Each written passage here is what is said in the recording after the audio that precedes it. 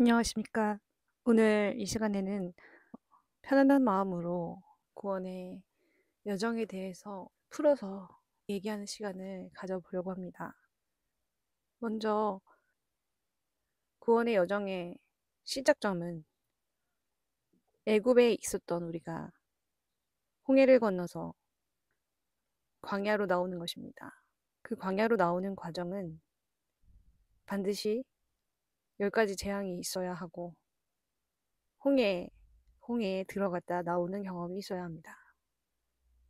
이때 홍해에 들어갔다는 것은 세례를 말합니다.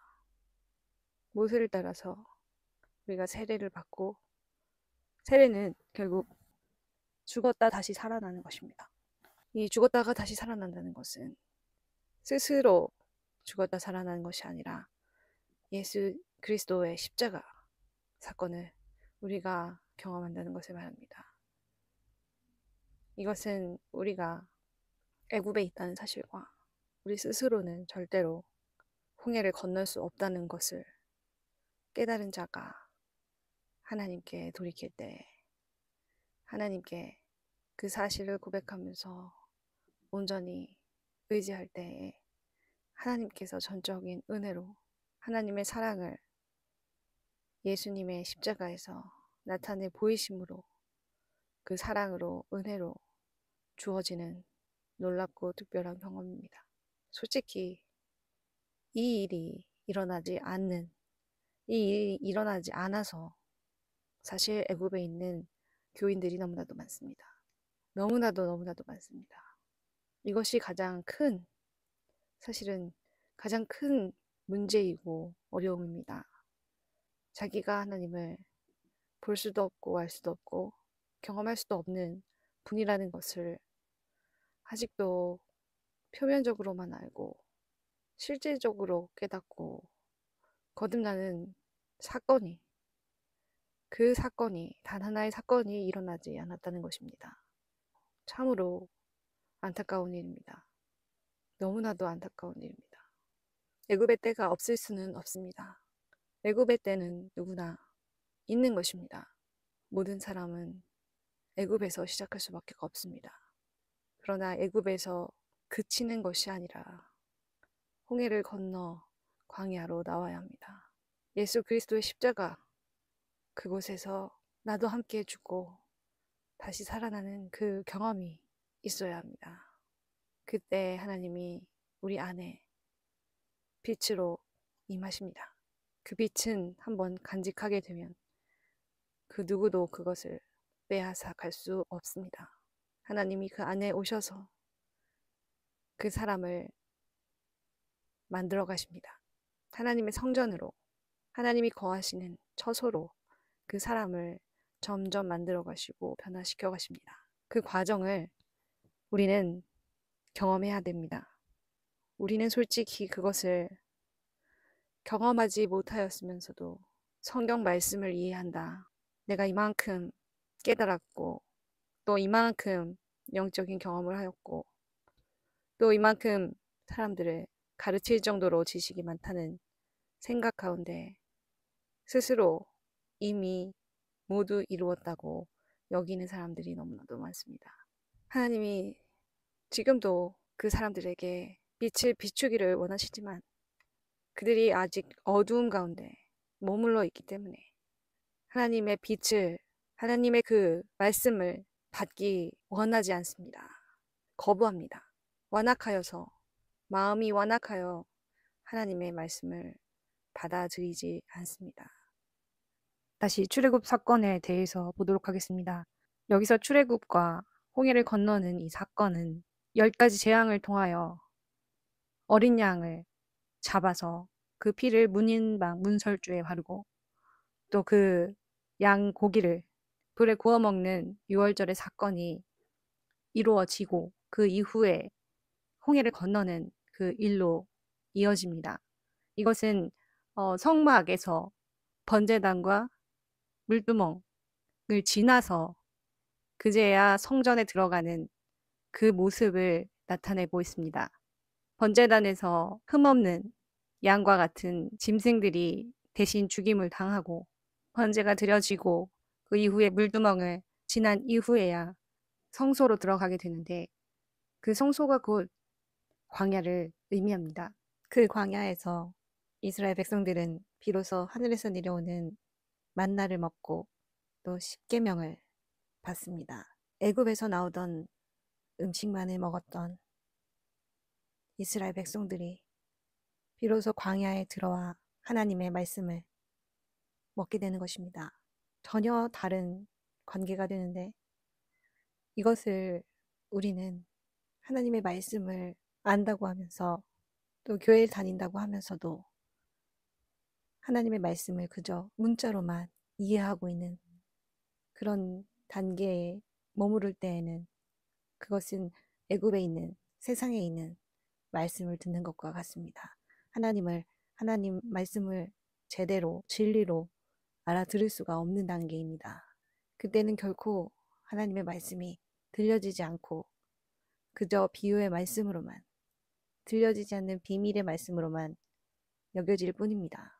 자기는 그것이 다 이해되는 것 같고 다 아는 것 같아도 그것이 이 세상 일들에 적용하는 그것에 그칠 때, 그리고 하늘의 일을 얘기는 해도 그 하늘의 일이 실제 나에게 일어나는 일이 아니라 추상적으로 상상 속에 바라는, 그리는, 소망하는 그 어떤 무언가에 불과할 때 그것은 나에게 실제하는 진리의 말씀이 될 수가 없습니다.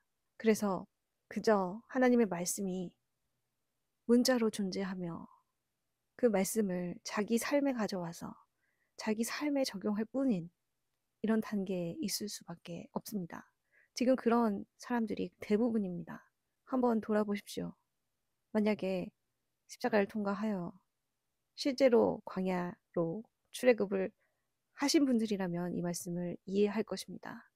그러나 만약에 그렇지 않은 분들이라면 자기 자신은 분명히 십자가를 통과하였고 나는 분명히 예수 그리스도를 믿고 십자가의 보혈도 믿으며 하나님을 정말 철석같이 믿고 있다고 여기고 있을 텐데 그 하나님의 말씀이 내 안에서 실제로 빛으로 비춰지는 것이 아니라 그저 내 삶을 돌아보고 내 삶에 적용하고 그런 눈에 보이는 것들에 그치는 그 상황에 처해 있다는 것입니다.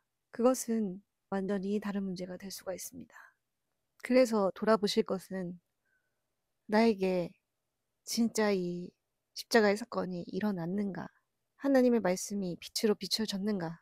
내가 정말 하나님 없이는 안 되는 존재로 인식이 되고 내 상태가 정말 하나님과 분리되어 죄된 상태에 있는 것을 뼈저리게 자각한 사건이 있었던가? 그것을 반드시 점검해 보셔야 됩니다. 하나님의 말씀이 내 안에서 진실로 하나님의 말씀으로 들려와야 됩니다. 다른 그 무엇이 아니라 이 세상적인 그 무엇이랑 상관없이 정말 내 마음이, 내 영혼이 어떻게 변화되고 있는지, 내가 어떻게 하나님께로 가고 있는지 그 부분에 대해서 하나님의 말씀을 들을 수 있어야 됩니다. 그 말씀을 하나님께서 광야에 있을 때 반드시 하십니다. 하나님의 관심이 거기에 있기 때문입니다. 하나님이 분명히 말씀하시고 채우시고 변화시키시고 하나하나 그 사람의 마음, 나의 안에 그 마음을 하나하나 만지십니다.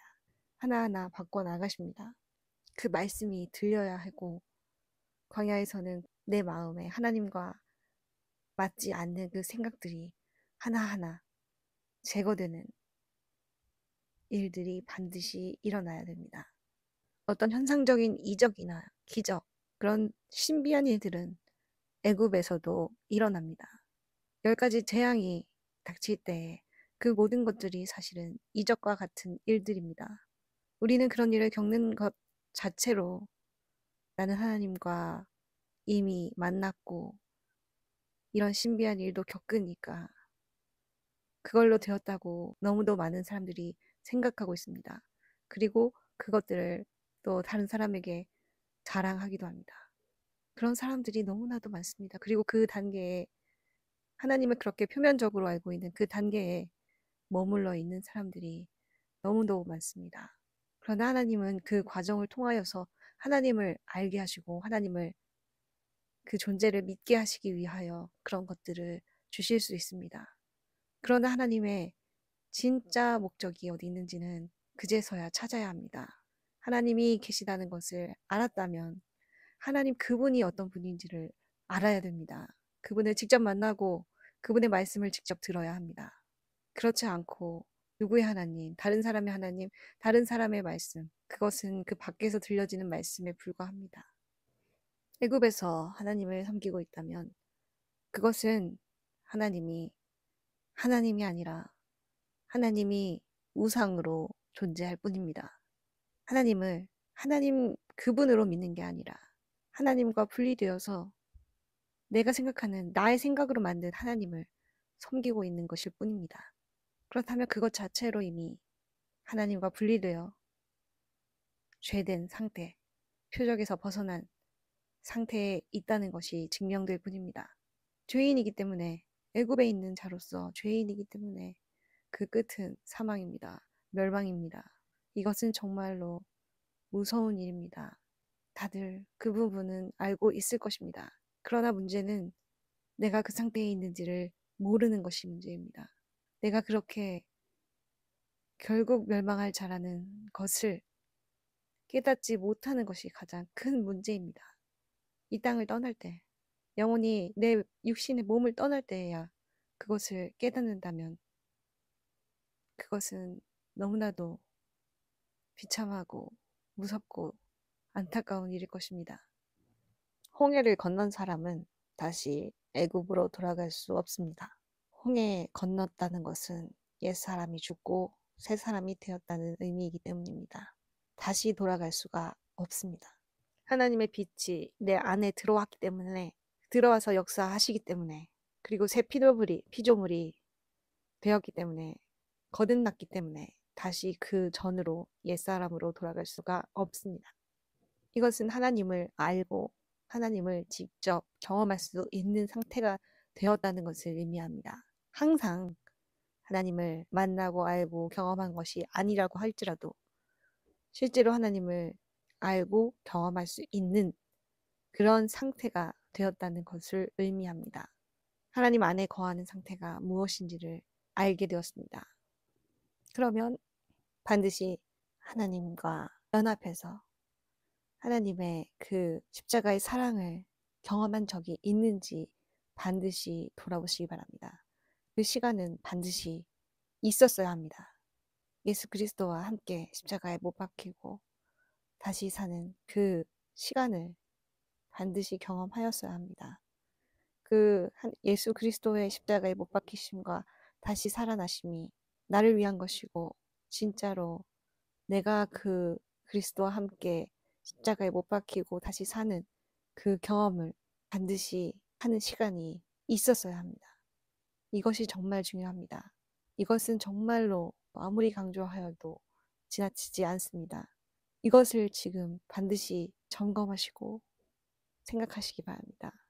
이것이 없다면 하나님의 시간은, 하나님의 믿음은, 하나님이 주시는 그 믿음은 아직 시작된 것이 아닙니다.